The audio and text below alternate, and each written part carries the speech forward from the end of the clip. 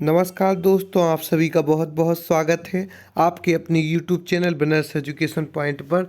जैसा कि आप सभी को लंबे समय से MPPSC मुख्य परीक्षा के जो पेपर 3 है उसकी यूनिट 7 का इंतज़ार था, तो अब आप सभी का इंतज़ार समाप्त हो चुका है और आज की इस वीडियो में संपूर्ण PDF का रिव्यू भी करेंगे। तो बिनर्स एजुकेशन पॉइंट का जी नई PDF आई है MPPSC मुख्य परीक्षा नोट्स 2021-22 विज्ञान एवं तकनीक। मूल्य इसका 150 रुपये रखा गया है और पेपर 3 यूनिट 7 है। टॉपर्स द्वारा बनाए हुए नवीन सिलेबस के अनुसार प्रश्नोत्तर शैली में विस्तृत नोट्स हैं जो कि टॉपर्स के निर्देशन में तैयार किए गए हैं। यदि आप अपनी 100% सफलता को चाहते हैं तो आज ही आप हमारे नोट्स परचेज कर सकते हैं। साथ ही साथ आप हमें फेसबुक, यूट्यूब, इंस्टाग्राम, टेलीग्राम आदि के माध्यम से भी ज्वाइन कर सकते हैं। हमारा संपर्क सूत्र 7067923410। समस्त प्रतियोगी परीक्षाओं के हस्तलिखित नोट्स हमारे पास उपलब्ध रहते हैं।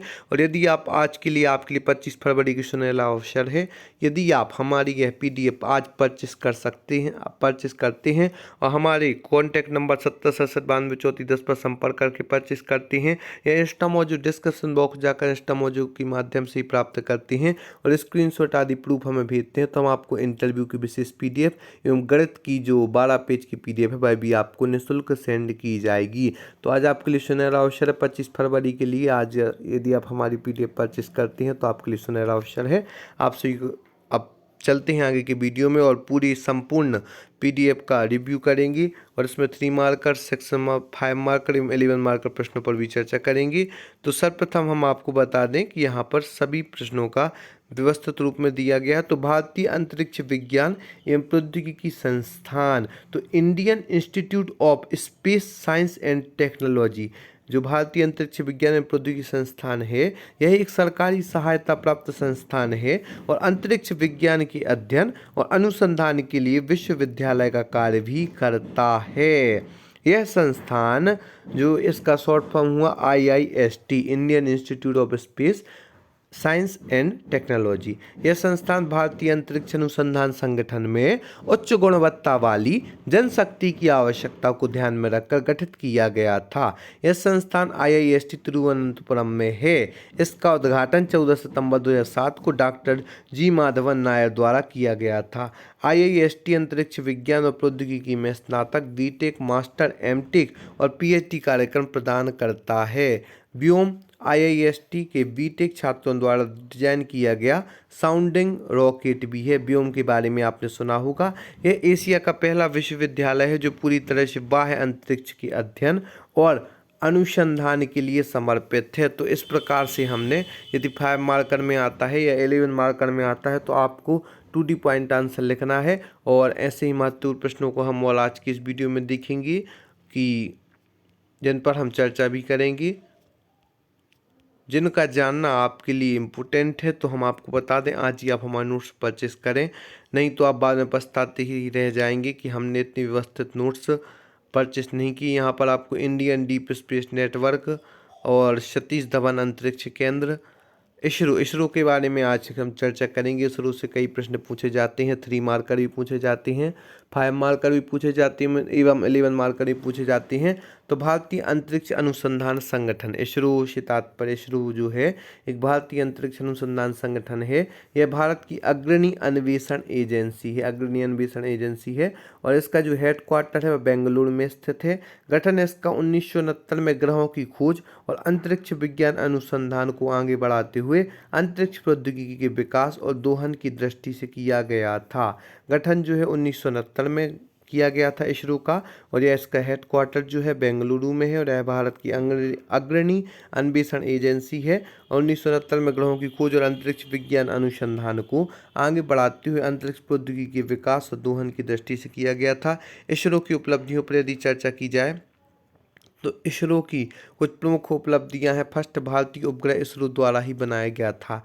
जो भारतीय प्रथम उपग्रह है वह इसरो के द्वारा ही बनाया गया था, सबसे बड़ी उपलब्धि है।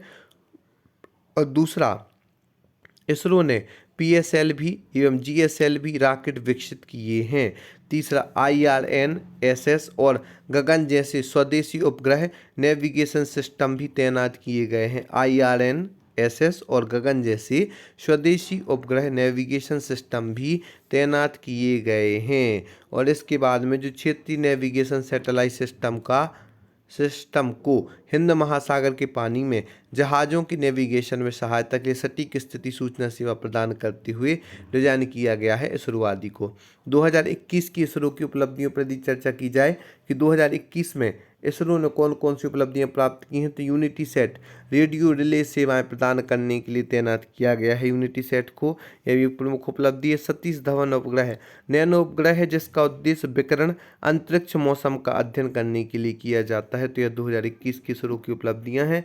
इसरो के आगामी मिशन कौन कौन सी हैं, तो इसरो के आगामी मिशन के अंतर्गत यहाँ पर आप चार्ट आदि के द्वारा व्यवस्थित रूप से 3 बता सकते हैं। पहला तो गगनयान जो कि इसरो के आगामी मिशन में शामिल है, दूसरा है चंद्रयान 3 और तीसरा है 3 भू प्रेक्षण उपग्रह EOSS। तो इसरो के आगामी मिशन में गगनयान, चंद्रयान 3 एवं 3 भू प्रेक्षण उपग्रह इसरो के आगामी मिशन के अंतर्गत आते हैं। इसरो का उद्देश्य विभिन्न राष्ट्रीय कार्यों के लिए अंतरिक्ष प्रौद्योगिकी और इसके अनुप्रयोग का उपयोग करना है। इसरो का जो प्रमुख उद्देश्य विभिन्न राष्ट्रीय कार्य हैं, राष्ट्रीय कार्यों के लिए अंतरिक्ष प्रौद्योगिकी और इसके अनुप्रयोग का उपयोग करना इसरो का प्रमुख उद्देश्य है। चुनौतियां, वैश्विक अंतरिक्ष अर्थव्यवस्था में नाम मात्र का योगदान, सीमित संसाधन एवं चीन और रूस की प्रतिद्वंद्विता इसरो के समक्ष चुनौतियों के अंतर्गत आती है। तो इस प्रकार से हमने इसरो की उपलब्धियां, 2021 की इसरो की उपलब्धियां, इसरो के आगामी मिशन, इसरो का उद्देश्य, चुनौती, इसरो से संबंधित प्रश्न प्रारंभिक परीक्षा मुख्य परीक्षा दोनों में पूछे जाते हैं। तो आपको इसरो के लिए तैयार रहना है। DRDO क्या है, तो डिफेंस R&D ऑर्गेनाइजेशन, रक्षा अनुसंधान और विकास संगठन। DRDO का लक्ष्य अत्याधुनिक और महत्वपूर्ण रक्षा प्रौद्योगिकियों एवं प्रणालियों में आत्मनिर्भरता की स्थिति हासिल करना है। उत्तर वैसा ही रहता है लेकिन कई बार शब्दों के चयन के कारण वही उत्तर प्रभावी दिखने लगता है एवं कभी वही उत्तर सही नहीं लगता है। तो यदि आप हमारे नोट्स परचेज करते हैं तो आपके लिए एक प्रभावी उत्तर लिखने का माध्यम मिल जाएगा। तो आज ही आप हमारे नोट्स परचेज करें और आपके लिए सुनहरा अवसर है कि इसके साथ हम आपको इंटरव्यू की विशेष PDF एवं साथ ही साथ गणित की PDF भी सेंड कर देंगे। तो आज ही आप हमारे नोट्स परचेज करें। DRDO डिफेंस R&D ऑर्गेनाइजेशन, रक्षा अनुसंधान एवं विक्रम संगठन। DRDO का लक्ष्य अत्याधुनिक और महत्वपूर्ण रक्षा प्रौद्योगिकियों एवं प्रणालियों में आत्मनिर्भरता की स्थिति हासिल करना है। DRDO के समक्ष मुद्दे जो अपर्याप्त बजट राशि आदि प्रमुख मुद्दे हैं। कोविड-19 से लड़ने में DRDO की भूमिका पर यदि चर्चा की जाए तो महामारी से निपटने के लिए कई उत्पाद विकसित किए जैसे कि वेंटिलेटर, PPE किट, तो यह DRDO के द्वारा ही तैयार किए गए। परख मोबाइल प्लेटफॉर्म पर आधारित प्रयोगशाला, जो एक परख भी DRDO के द्वारा ही संचालित की गई। मेडिकल प्रोफेशनल्स के लिए बायो सूट बनाया गया। फेस मास्क N99 मास्क भी बनाए गए और ड्रोन आधारित निगरानी भी रखी गई। 2DG एंटी कोविड ड्रग भी यहाँ पर तैयार किया गया। एक mobile virology research and diagnostic laboratory भी विकसित की गई। तो इस प्रकार से बहुत से कार्यों को यहाँ पर अंजाम दिया गया। साथ ही साथ अंतरिक्ष पर्यटन के लाभ एवं चुनौतियां बताएं, तो अंतरिक्ष पर्यटन मनोरंजक उद्देश्यों के लिए मानव की अंतरिक्ष यात्रा से संबंधित है, जिसमें कक्षीय, उपकक्षीय, चंद्र अंतरिक्ष पर्यटन शामिल है। उदाहरण है स्पेस एक्स द्वारा 4 लोगों को भेजा गया है। तो अंतरिक्ष पर्यटन सभी के लिए एक मतलब रुझान भी बना हुआ है और सभी जाना भी चाहते हैं, सबके लिए सपना भी है। और इसके लाभ है भारतीय अर्थव्यवस्था को लाभ मिलेगा, विदेशी मुद्रा की प्राप्ति भी होगी, GDP की आकार में वृद्धि होगी, सूक्ष्म गुरुत्वाकर्षण प्रयोग किए जा सकते हैं, वैश्विक क्षेत्रीय सामरिक भागीदारी में बढ़त होगी। अंतरिक्ष पर्यटन का बाजार 2030 तक $3 अरब का हो जाएगा। इसमें जो प्रमुख लाभ है कि भारतीय अर्थव्यवस्था को लाभ मिलेगा, अंतरिक्ष पर्यटन से विदेशी मुद्रा की प्राप्ति भी होगी, GDP की आकार में वृद्धि भी होगी, सूक्ष्म गुरुत्वाकर्षण प्रयोग किए जा सकते हैं, वैश्विक क्षेत्रीय सामरिक भागीदारी में बढ़त, अंतरिक्ष पर्यटन का बाजार 2030 तक $3 अरब का हो जाएगा। लेकिन चुनौतियां हैं, लॉन्च व्हीकल की उन्नत तकनीकों का अभाव भी यहाँ पर है, जो कि एक प्रमुख चुनौती है।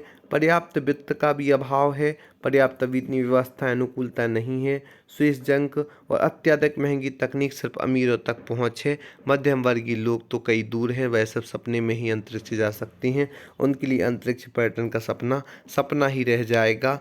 और स्पेस जंक किसे कहते हैं? तो मानव द्वारा पृथ्वी की कक्षा में भेजे गए उपग्रहों के नष्ट होने से निर्मित कचरा स्पेस जंक कहलाता है। यहाँ पर परमाणु क्षेत्र में भारत की स्थिति। भारत में अंतरिक्ष क्षेत्र में वाणिज्यीकरण की आवश्यकता एवं उससे होने वाले लाभ भी आपको हमारे इस वीडियो में प्राप्त होंगे, क्योंकि हम जो भी प्रश्न बनाते हैं वह आपको इस प्रकार से प्राप्त होता है। यदि वह 3 मार्कर में पूछा जाए तो वह भी आप पे बन जाएगा, 5 मार्कर में पूछा जाए तो भी आप पे बन जाएगा, एवं 11 मार्कर में पूछा जाए तो वह भी आप पे बन जाएगा। आर्टिफिशियल इंटेलिजेंस क्या है, इसके प्रकार, सिद्धांत एवं लाभ आपको हमारे इस वीडियो में PDF में प्राप्त होंगे। भारत में AI के उपयोग को बढ़ावा देने हेतु किए गए प्रयासों पर चर्चा कीजिए। तो AI एक मशीन है जो सोचने, समझने और निर्णय लेने की क्षमता का विकास करना है। तो AI पर 7 सूत्रीय रणनीति है। पहल जो की गई है, नीति आयोग के उपाध्यक्ष राजीव कुमार की अध्यक्षता में एक समिति का गठन किया गया है, और उसी प्रकार से फिर इसमें 7 सूत्रीय सिद्धांत है। इसके भारतीय मूल के नोबेल प्राप्तकर्ता वैज्ञानिकों की एवं उनकी उपलब्धि से समझाइए। तो यहाँ पर भारतीय मूल के जिन जिन वैज्ञानिकों को नोबेल पुरस्कार प्रदान किया गया है उनकी उपलब्धि से यहाँ पर बताया गया। जैसे CV रमन है, तो उन्हें 1930 में भौतिकी का नोबेल दिया गया था। खोज क्या है, तो उन्होंने रमन प्रभाव की खोज की थी। 1930 में उन्हें भौतिकी का नोबेल पुरस्कार दिया गया था CV रमन को। हरगोविंद खुराना को 1968 में चिकित्सा नोबेल दिया गया था। कृत्रिम जीन के संश्लेषण के लिए इन्हें यह नोबेल पुरस्कार से नवाजा गया था। वेंकटरमण रामकृष्ण 2009 में रसायन का नोबेल इन्हें दिया गया था। राइबोसोम की संरचना और कार्य प्रणाली की खोज हेतु इन्हें यह पुरस्कार दिया गया था। सुब्रमण्यम चंद्रशेखर जो 1983 में इन्हें भौतिकी का नोबेल दिया गया था। चंद्रशेखर सीमा की खोज के कारण सुब्रमण्यम चंद्रशेखर को भी नोबेल पुरस्कार दिया गया था। आपकी प्रारंभिक परीक्षा के लिए भी बहुत उपयोगी है। विज्ञान के क्षेत्र में राष्ट्रीय पुरस्कार भी आपको हमारी PDF में प्राप्त होंगे। भारत को नवीन प्रक्षेपण केंद्र की आवश्यकता क्यों है, और साथ ही साथ जैव प्रौद्योगिकी के प्रमुख नुकसान, चुनौतियों का वर्णन भी आपको हमारी इस PDF में प्राप्त होगा। तो कुल मिलाकर आपके लिए सुनहरा अवसर है। यदि वंचित रह जाते हैं तो आपको पछताने के सिवा कुछ भी नहीं बचेगा। क्लोनिंग क्या है, इसकी लाभ बहानी? किसी जीव का प्रतिरूप तैयार करना ही क्लोनिंग कहलाता है। जैव उर्वरक के साथ ही साथ होमी भाभा का साइंस एंड टेक्नोलॉजी के क्षेत्र में योगदान को बताइए। और साथ ही साथ विक्रम साराभाई का विज्ञान एवं प्रौद्योगिकी के क्षेत्र में क्या योगदान है, तो यह भी पूछा जाएगा। आपको इसके बारे में व्यवस्थित आंसर देना है, क्योंकि इसके पूछे जाने की संभावना सर्वाधिक है। GM फसलें क्या हैं, इनकी लाभ बहानी? ऐसी फसलें जिनके जीन में जैव तकनीकी के माध्यम से परिवर्तन किया जाता है उन्हें GM फसलें कहा जाता है। जैव संवेदक क्या है, उनके उपयोग? तो जैव संवेदक में जैविक अवयव तथा भौतिक अवयव पाए जाते हैं। इनके उपयोग भी यहाँ पर दर्शाए गए हैं व्यवस्थित रूप से। सैरोगेसी क्या है, इसके प्रकार व सैरोगेसी की चुनौतियाँ लिखें। तो सैरोगेसी चिकित्सकीय सेवा है जिसमें एक महिला IVF से प्राप्त भ्रूण को अपने गर्भाशय में स्थापित करके भ्रूण के विकास को पूरा करती तथा बच्चों के जन्म के पश्चात शिशु को उस दंपत्ति को सौंप देती है जिसमें वह जैविक संतान हो। आजकल इसका प्रचलन, सैरोगेसी का प्रचलन जो है वह बहुत मात्रा में बढ़ गया है। चंद्रयान मिशन का महत्व लिखे। चंद्रयान एक मूल विज्ञान का विषय है, अर्थात इसमें चंद्रमा के संदर्भ में मानव की जानकारी को बढ़ाया जाएगा। जैसे चंद्रमा के रासायनिक पहलू, वहाँ कौन कौन सी खनिज तत्व पाए जाते हैं, चंद्रमा पर जल की उपस्थिति किस मात्रा में व कितनी है, इसके अलावा चंद्रमा की सतह का डिजिटल मानचित्र बनाना आदि चंद्रयान मिशन की प्रमुख महत्वपूर्ण विषय हैं। इसी के साथ साथ सुब्रमण्यम चंद्रशेखर के बारे में यदि हम जानें तो खगोल भौतिक वैज्ञानिक है सुब्रमण्यम चंद्रशेखर। नोबेल पुरस्कार से इन्हें 1983 में नवाजा गया है। भौतिकी का नोबेल पुरस्कार इन्हें मिला है और इन्होंने चंद्रशेखर सीमा की खोज की थी जिसके लिए उन्हें 1983 में नोबेल पुरस्कार भौतिकी का दिया गया है। अन्य खोज सफ़ेद बोना सिद्धांत और साथ ही साथ हाइड्रोमैग्नेटिक स्थिरता, सामान्य सापेक्षता, ब्लैक होल के गणितीय सिद्धांत आदि इन्होंने दिए हैं। तो आपके लिए सुनहरा अवसर है, यदि आप आज ही हमारे नोट्स लेते हैं तो हम आपके लिए इंटरव्यू की विशेष PDF और साथ ही साथ जो गणित की PDF है 12 पेज की, वह भी प्रदान की जाएगी। तो आपके लिए सुनहरा अवसर है, आज ही आप हमारी इस प्रमुख सुनहरे अवसर का लाभ लें। साथ ही साथ डिस्क्रिप्शन बॉक्स जाकर इंस्टा मौजू की लिंक के माध्यम से आप हमारे मुख्य परीक्षा एवं प्रारंभिक परीक्षा के सभी विषयों की महत्वपूर्ण नोट्स परचेज कर सकते हैं। तो आपके लिए सुनहरा अवसर आया है, इसका महत्वपूर्ण रूप से लाभ लो। जहाँ भी आपको हमारे मार्गदर्शन की आवश्यकता होगी वहाँ हमारा चैनल हमेशा आपके साथ रहेगा। बहुत बहुत धन्यवाद दोस्तों।